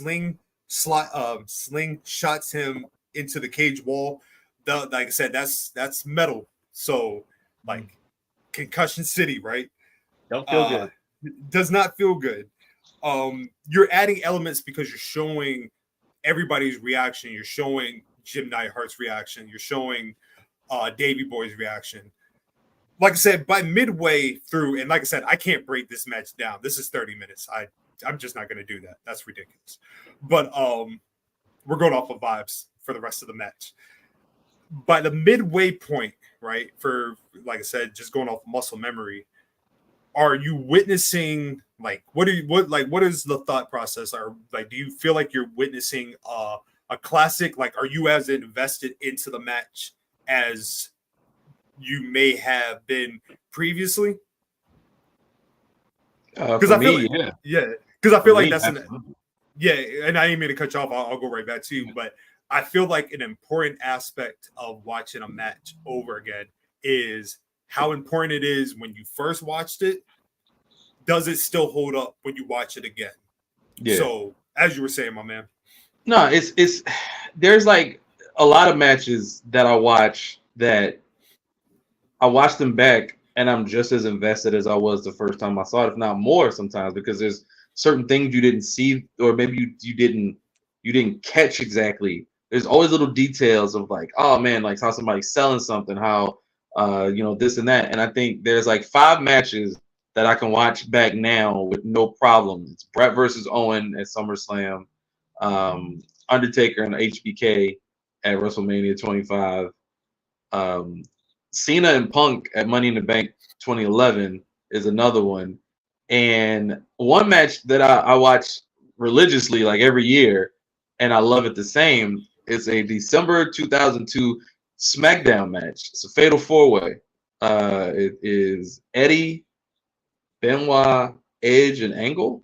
Oh, I know I something. remember that. Yeah. I think it's number one contender match for Armageddon, and that is honestly that's like my personal non pay-per-view favorite match of all time. I love that match. So those matches I can watch back and be like, yo, this like that. And Bret and Owen is the same thing. It's like even when you know what's gonna happen in a match, the action to get you there. They get 30 minutes to go out there, and they don't waste a minute. And that's what I love about the match. They don't waste any of those minutes. They are, I mean, you could say they're trying to escape, but like that's a part of it. It's like they're so desperate to beat the other. And I think in some of it, there's an element of Bret needing to win to prove Like to himself he's better than his brother. Like it's an element, like it's an element of an importance for him. Like if he doesn't win this match, like he really feels like he's the inferior brother. That's rock bottom. You lost at WrestleMania. You won the title. So it's like, oh, you walked away, like you left here with something. But then you come to SummerSlam, and it's like if you lose again to your brother and your title and your old tag team partner rolling with him now, it's like that's it. You done. You just hang it up. It's over. It's over, man. So And I like that element. Dang, Bret would have been Rhea Ripley. That's crazy. Wow. Wow. That's what we're doing. Wow. But then, like, and when you're thinking about it, like, and bringing up what you talked about, like the versatility of Owen, like Owen had a different intensity in this match. That, like, Owen, it felt like Owen went from being like the jealous little brother to he's wrestling like he is like I'm like it's no longer like I'm trying to prove that I'm the best brother. I am the best brother. Like it was like he hit Bret with like it was like for every punch, every kick, the way he would pull the hair, like the way we would throw him into the cage, like he really looked like he wanted to hurt Bret in the name of proving he is the better brother. Yeah, without question. Like I said, we're at that point in the match where probably the most played clip happened, and if I have it right here. He's gonna suplex him from unbelievable! Unbelievable! I've never seen anything like that. They're both finished. And like I said, I think for 1994 WWF, like that shit was probably extreme for people in the crowd. They were like, "Whoa, what?" You know what I mean? But like moments like that, like, do you feel like that adds to the match in general? Like, just those type of spots because they are limited to what they can do, and if you watch it with 1994 eyes, like that's common practice today. But in 1994, they won't doing that. Nah. I always say if you show somebody a Ricochet match in 1990 with WWF 1994 eyes, they're gonna look at you like, nigga, what? He doing what? You know, this alien witchcraft. Yeah, like you know what I'm saying. So like seeing that, like the top of the cage superplex, it's obviously it's the most overused cage match thing you can do nowadays. Like, you know, you catch your opponent at the top. Oh, you do something off the top. But back then, because cage matches weren't so prominent as a kid, I remember like, oh snap, like this, they like this crazy. So now looking at it, it's like, man, knowing where that was 1994, it's a groundbreak. It's really a groundbreaking match. Innovators, bro. Innovators. Yeah. And keep in mind, like we are in a very pivotal transition period in pro wrestling, especially in North America. Like we are gone from the days of like the Hogans, the Warriors, like the muscle heads. Like you still have the muscle guys, but like the style of wrestling that we see today with like your Chad Gables, your Sami Zayns, your Will Ospreys, like it's matches like this that set the tone because they're proving that you can have these technical brawls. Like that's what I would call this match. It's a very technical brawl. And that can be main event matches like that. Like we don't have to rely on like the heavy power style matches, which, you know what I mean? Like, you know me, like I love heavyweight style wrestling, but something like this, like you're breaking down like the sweet science of what you can do as a main eventer. Wrestling is more than leg drops and big boots, and I think that was what the new generation era kind of highlighted, because you had big boots, gorilla press slams, warrior splashes. That was like the older era before that, and you had just your Dino Bravos was out there too, and your Sergeant Slaughters and all those guys, and but then you had like the Roddy Pipers and the Randy Savages, who weren't technical, like they weren't technical mavens, but they did a little bit more. They added a little bit more to what they do than just your power stuff. And I think that's why those are my two favorites from that era, really. Anyway, and Ricky the Dragon Steamboat. But it's like Ricky the Dragon Steamboat would have fit perfectly in the new generation era with his style. And I think that's he was in WCW then, but I would have loved to have seen him have a little bit more time in WWF before he left, which was I think 92, 92-ish, late 91, late 91. Yeah. I think when like you look at like the new generation era, and like I said, we'll finish up in 1 second because we're close to the end. But between this match and the match that took place the following year of Shawn Michaels and Jeff Jarrett, I think when you look at like templates of modern day professional wrestling, it's those two matches, especially from a WWE standpoint. Like I said, at this time, you didn't go to WWE for high quality matches. Like I said, Monday Night Raw was maybe one big match, but the rest was squash matches, right? At this time, like I said, In Your House wasn't around yet, so you just had the Rumble, King of the Ring, SummerSlam, Survivor Series. There was no Saturday night, so like your big style matches took place during the pay-per-views. And like I said, as the Monday Night Wars progressed, like that style changed and you saw more of the weekly matches, but like you weren't going to see somebody suplexing somebody off the top of the cage just on a random Monday Night Raw. It was saved for a pay-per-view. So moments like that were very, very important. Let's see. No, is there anything one of my favorite? Yeah, go ahead. I was going to say, I just want to tell you like a very underrated, one of my favorite parts of this match is after like Bret like kind of gets Owen with a move. He's like so disoriented and tired that he goes to the wrong end of the cage, thinking it's where the door is, and then he looks up and he's like, fuck. And he has to go all the way to the other side of the ring. Little things, man. Little things. Like I said, like coming to the end, like Bret puts Owen in the sharpshooter. You know what I mean? And obviously there's no submission at this match, right? But when Bret lets him go, he starts climbing the cage. Owen like turns over and you see Owen like hitting his legs to kind of get the feeling back. It's little things like that. Like I think is very important because it's like I'm watching him about to win the match. I gotta shake the pain out on my leg. But like I said, when we get to the end, Bret climbs the cage. Owen grabs him. They both go down.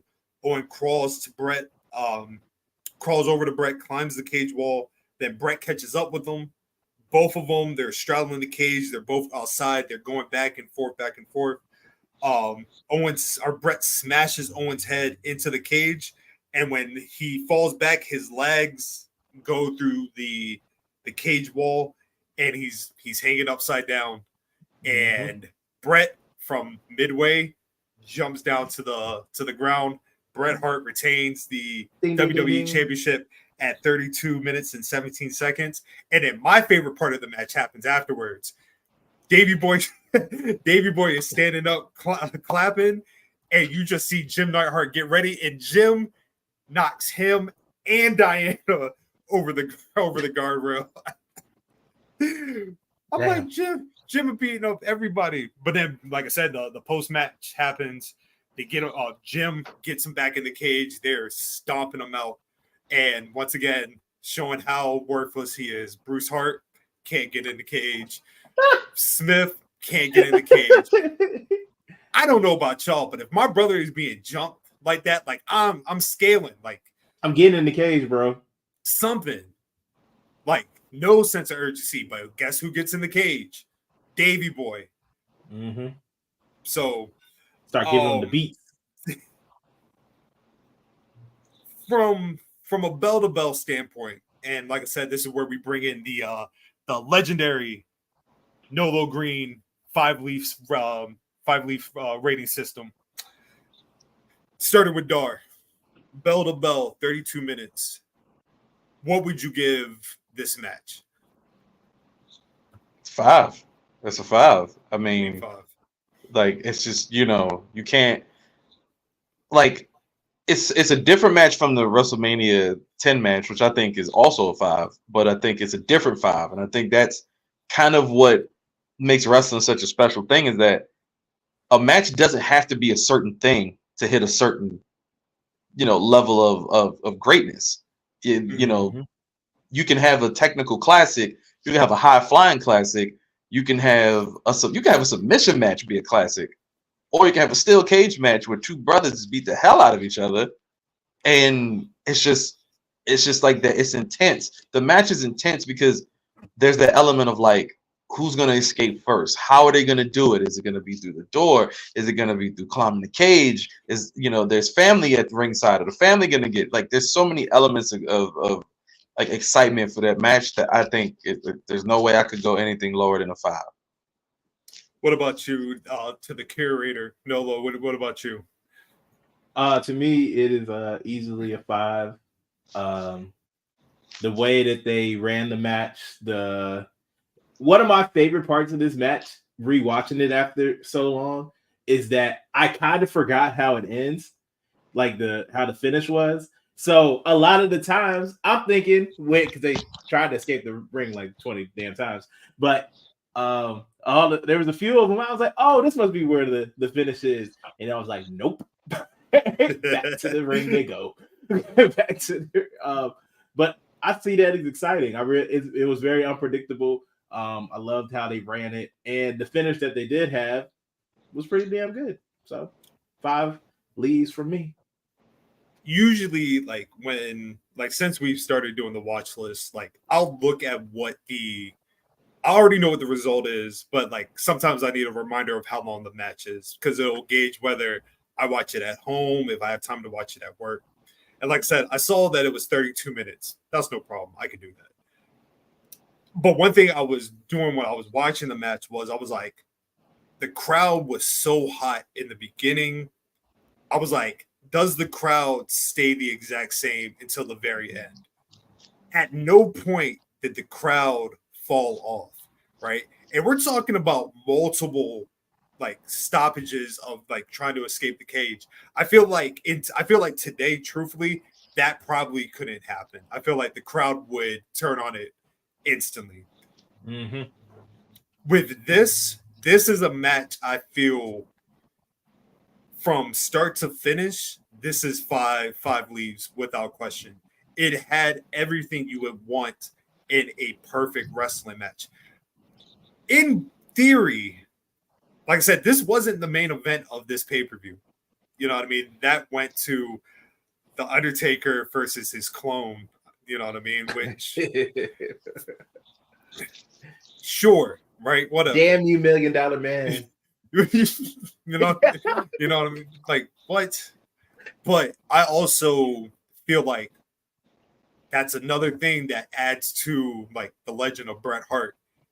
You're not going to give me the main event? Bet. I'm going to steal the show. We're going to steal the show. If I'm not mistaken, I believe I read that this match was only supposed to be 15 minutes long, but they went over because they were proving a point.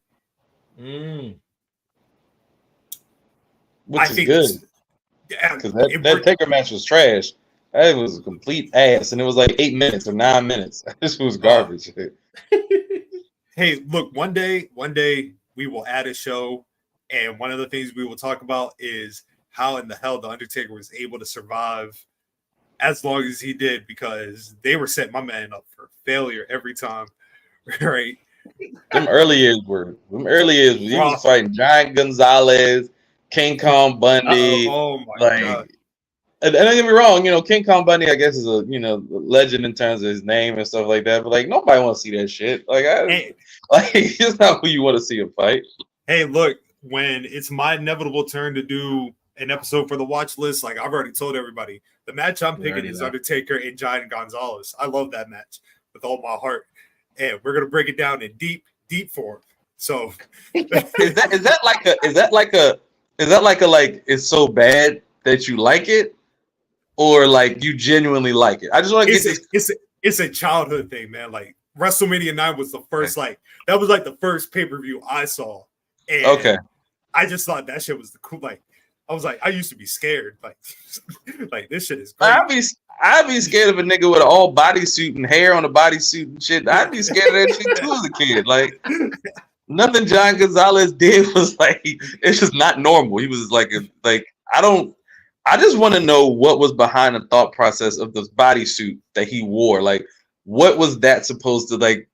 It just, I don't get it. I will give you my word. When we do that episode, you can come on. I will give you I know the whole history. Nigga, shit is like. I'll take you up on that offer. I am a little scared of the history of this match, but by the time we get done talking about Undertaker and Giant Gonzalez, you're gonna think this shit is Kenta Kobashi versus Misawa. That's how deep dive we gonna get into it. But I hope not. I hope that's not what I end up thinking. I hope not. Me too, Dar. Me too. I hope the same. Yeah, I hope not. Like, good Lord. Obviously, I asked this question, to Dar because I asked everybody on the watch list. There's a reason why you picked this match. There's a reason why, we were talking about it today. But for you personally, if you were to show this match to somebody who has never watched wrestling before, how would you convey the importance of this match and what it means to you? That's a tough one. My first thought is always telling people this is the feud and the match that got me into professional wrestling. So, if I love it, maybe you'll love it too. That's really the only thing, because I'm not the guy that shows like wrestling to people that I know that don't like wrestling. So like because everybody told me, "Oh, you still watch wrestling?" Like, like I'm not gonna lie, I was at my uncle's funeral, and a couple people came up to me from family and said, "Hey, I remember you used to go to wrestling matches.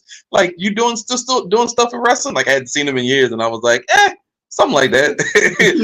I dabble. Yeah, like a little bit. And so they're like, "Oh yeah, I saw WrestleMania. The Rock was there." I was like, "Oh yeah, I was there." Like, yeah, and you just pass by it. But I think this is a match I think that people see in the cage itself. You'll be like, "Oh, what's this?"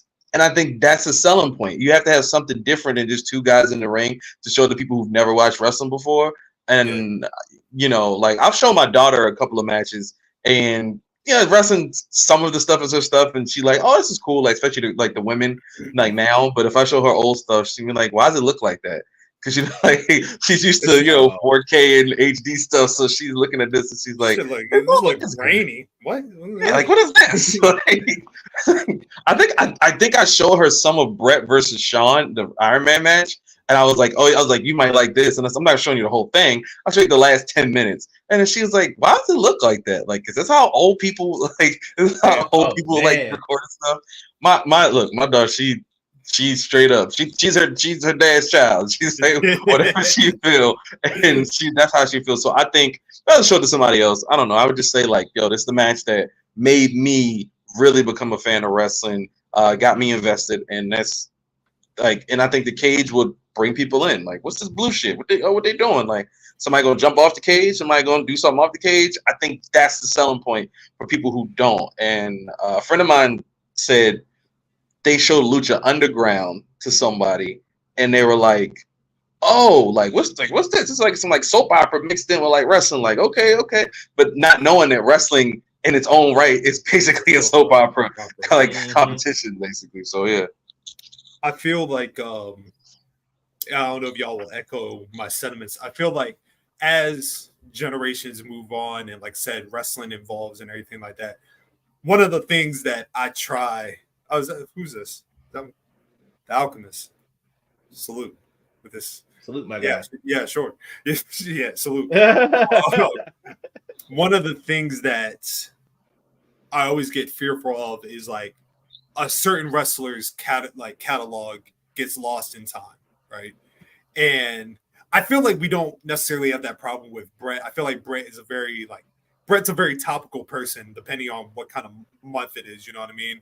But like, I think in times we have a tendency to forget how good Owen Hart was, right? And how like what Owen Hart did in ring.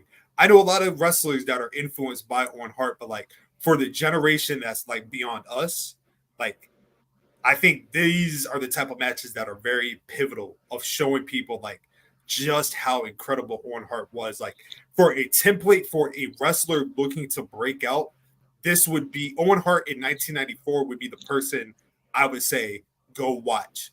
Go watch from January to this match and watch how Owen went from like a bit player. Like he went from being Bret Hart's little brother to being his own man. And I think that's just a lost essence when it comes to the media side of wrestling is like, I want more people to talk about Owen Hart and what he meant to pro wrestling. I agree. Owen is he was one of my favorite guys to watch. Like not so much to cheer for, but to watch. Like, you know what I mean? Like he was such a great heel. He's like just a guy who you like, he's so annoying. He's like so annoying as a character, but it's so entertaining as a character too. And that's why, like I said, I feel honestly like Owen, you know, because I think it just been 25 years since we lost him, and it's crazy, man. You know, he still has an impact, and when they finally got him into a wrestling game, I thought that was cool too, man. You know, like and it's like a lot of people don't understand the greatness of Owen Hart and what he did in the small time that he was here with us on Earth. It's just he did a lot, and I just always wish that we would have at some point got a world championship title run with him. You know, I think that was, you know, same way I always felt about Razor Ramon, Scott Hall. You know, those are two guys that I was like, yo, I always wanted to see Owen get that title reign and Razor Ramon get that title reign. I mean, not to be that guy, but it's like they gave Vince McMahon a title reign at one point, and sure did. Gave him a Royal Rumble win. So it's like Razor Ramon was super on fire, and so was Owen Hart. It's like Owen Hart would have been an amazing heel champion. Him with that belt, that would have been insane. I'm gonna post the picture as soon as we're done, but there is a picture that took place during like, you know, like remember how WWE used to have like those Coliseum videos and everything like that? There was a match that took place. It was like a lumberjack match, and they did like a dusty finish. But there's a picture of Owen holding up the WWF title, the Wind Eagle, and I'm very much a belt and like the aesthetic of with the belt with somebody. Owen Hart with the Wind Eagle belt just looked right, man. Like it just fit perfectly, man. I wish we could have just saw it just one time. Before we continue, I just would like to put this comment. Bro, I know. I looked that up. It's like, huh? Why the YouTube recommend this channel? I will tell you why it recommended this channel, my boy, because you were listening to three goats talk about the greatness of Bret Hart and Owen Hart. That's hilarious. If you are an alchemist, you were destined to hear this. So I bid you farewell, good sir. I go forth now to gather thy herbs. That's hilarious. Farewell.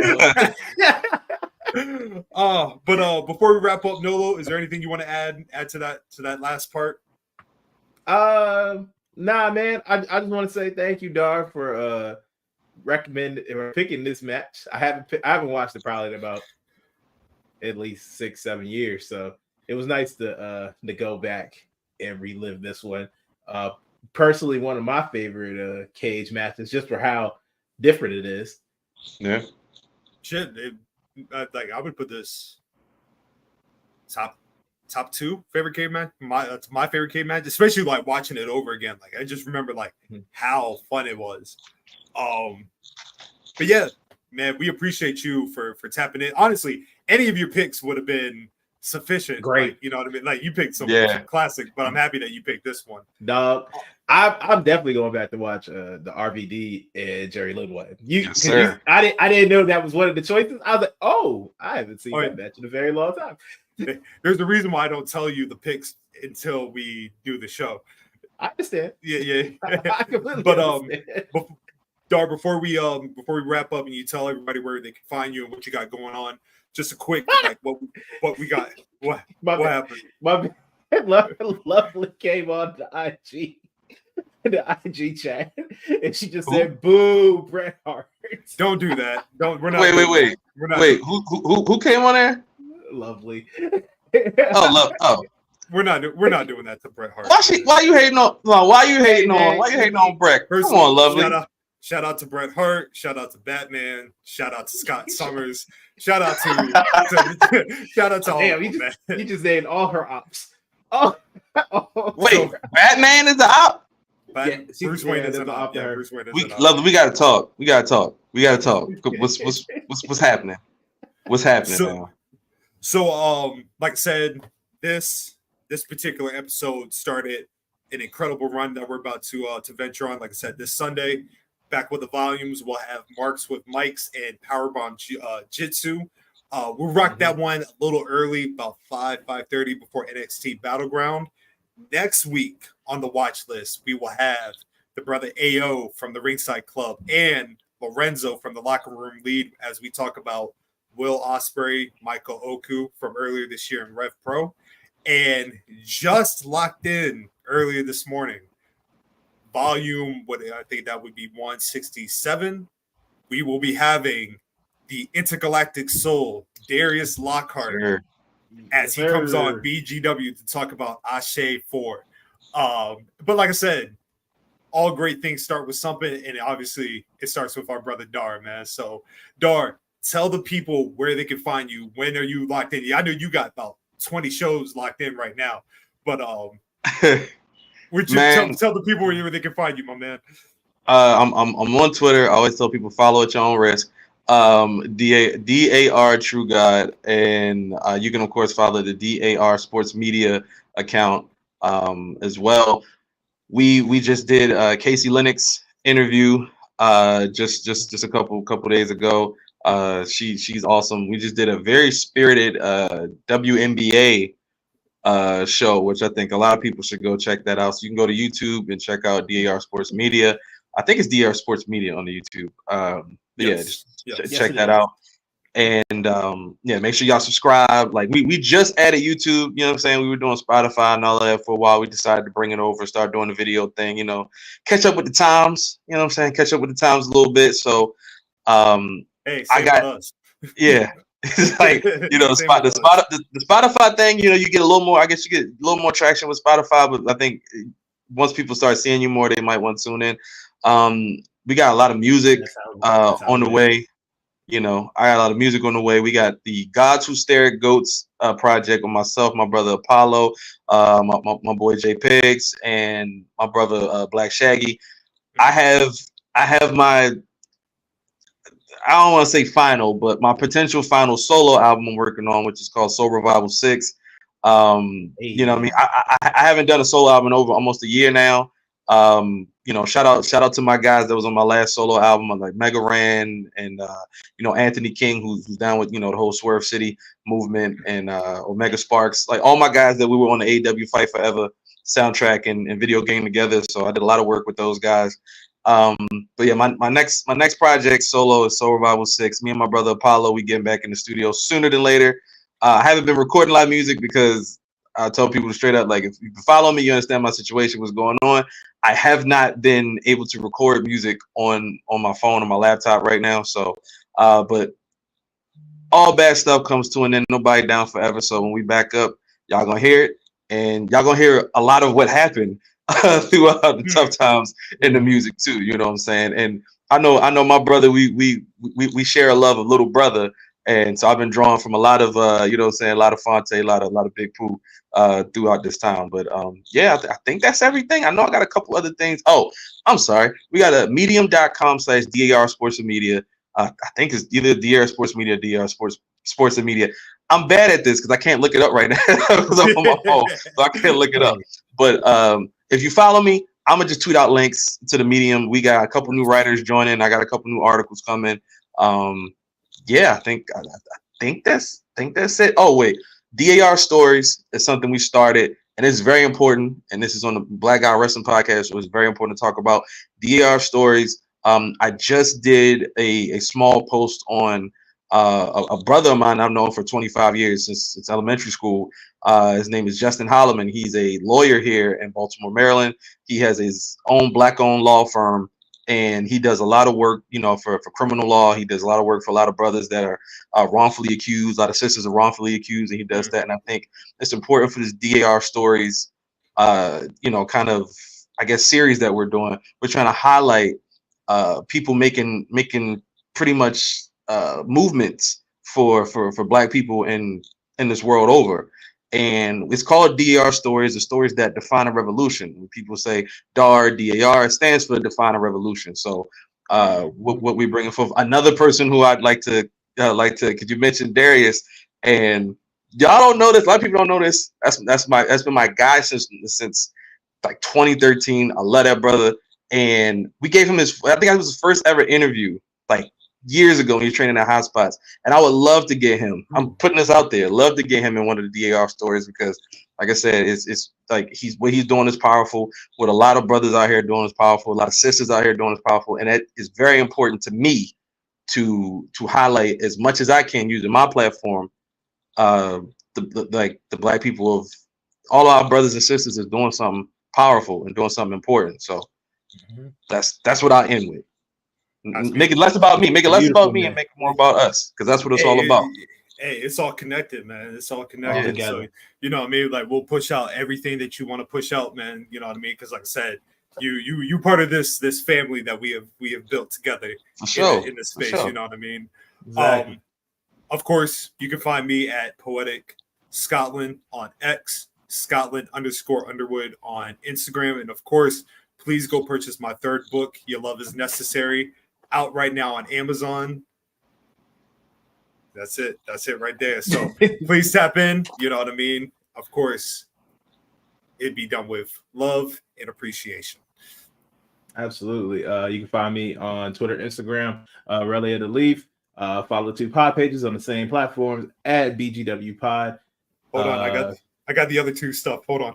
Oh. All right, yeah. You can follow DMac at DMacTardy on X and Instagram. You can follow Chaz, my_man_Zoe on X, Chaz_Zoe Chaz_Zoe_B on Instagram. Yeah, so please go follow everybody. You know what I mean? All our links will be up here. I forgot. I didn't know y'all was giving out Instagrams. Yeah, go ahead. Go for it, brother. I like, my shit is private, but if I fuck with you and I know you can follow me on there, it's cool. It's True God Immortal is my Instagram. So I never really give that out on social media, but like I said, it's family here. So hey, just followed you just now. Okay. Just followed you just now. But yeah, like I said, incredible episode. One of the all-time classics. Obviously, watching the watch list, we want you to go back and watch it. So go tap in. SummerSlam 1994, Bret Hart, Owen Hart, all across the board, a 5-leave classic here on the watch list. Dar, we appreciate you, bro. Much love. Thank you. You know what I mean? Thank you for everything. I appreciate y'all, man. Nolo, you got anything else? I'm happy to be free. I'm glad you're not locked up. On that note, Yes, we are out. Peace out to my world. Boom.